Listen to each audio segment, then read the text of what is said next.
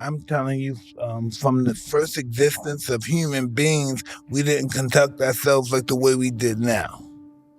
You would get me scared. You'd be big.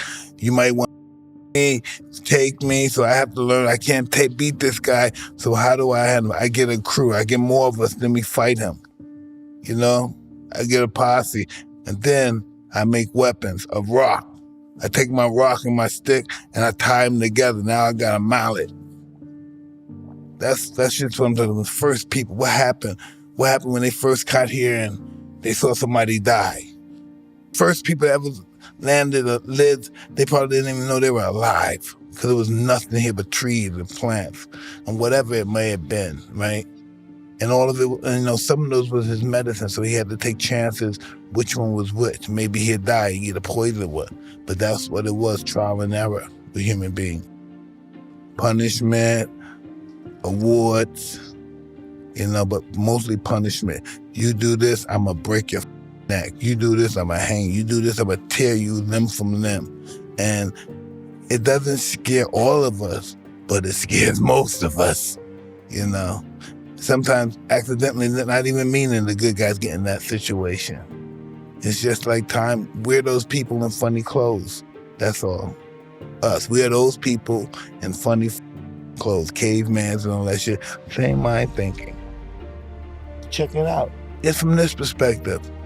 If you didn't know what you knew now, it's from the baby, everything you learned from a baby, and you're 30 now, and you didn't have the information you have now, who would you think you were? No, but you're blessed to be taught anything, but who would you think you are? If what? If you had no information. Desire, the reason that we have suffered, Buddha says, because desire. But I'm going to use my desire to stop doing my How do I use desire to stop desire? I can't. I need this desire to get rid of these bad habits I have.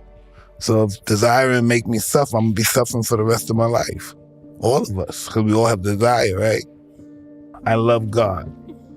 I'm scared. I want my family to have whatever they want before I go.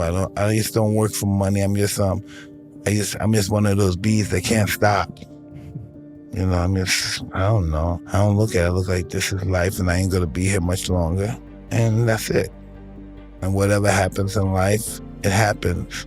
Then the generation goes on. I become one of the pictures at my house. We see some of the grandparents, they're not here no more. I become a picture now once I leave. I was thinking about some great spiritual stuff. I'm going to go see God. No, when I die, I'm become a picture on the fucking wall. Listen, to a degree, I always wanted that my whole life, the whole world to know my name, but I didn't know it comes with a cost. And all those people that come to my fight, I owe them the right to shake their hand, look in their eyes.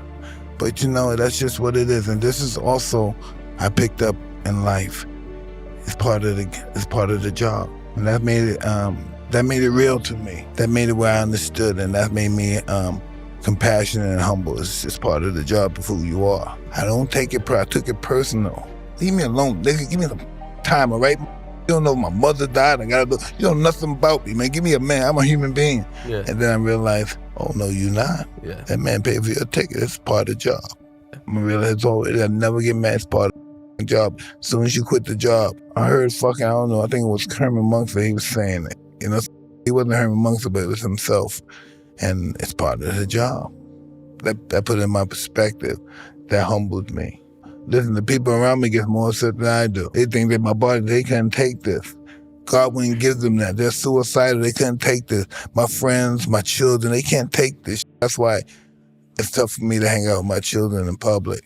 Because I don't got the children that, hey, man, come on, Dad, I want to be famous. Some of them think that, then they see when that crowd comes around them, they fly away from me. It's scary, You're outside and 1,000 people all of a sudden just come out and corner you. They don't want that. I don't know, just watching my daughter play tennis. Is she good? She's very good. She has great potential. She's a prodigy. She's only 12 now. She plays with anybody, men, women, everything. And she's really had a good start, so I'm really proud of her and her accomplishments. And I just think she has a lot more to give to life. And I discussed that with her. Sometimes mothers don't know sometimes they damage their children. because they lived through them. And I always keep the perspective out there, you're with your coach, and here you're with your family. You know, your coaches, when you're out there with your coach, you have a bad day, they console you, they hold you, they reprimand you, whatever. But when you come home, you're a regular kid, and your mother and your father, we love you. You know, we're not talking about tennis today. Tomorrow's over. The day starts, you work out, you're back in tennis. You make the tomorrow a better day than yesterday. You have to do, my whole objective in life has always been doing self-inventory. That's been my perspective. Like after today is over, I'm in myself in a room and I go over my day. Reflect, kind of? Yeah, did I hurt that person's feelings? Did I look at that woman with a lascivious conscience? You know, I give these people, it's just who I am.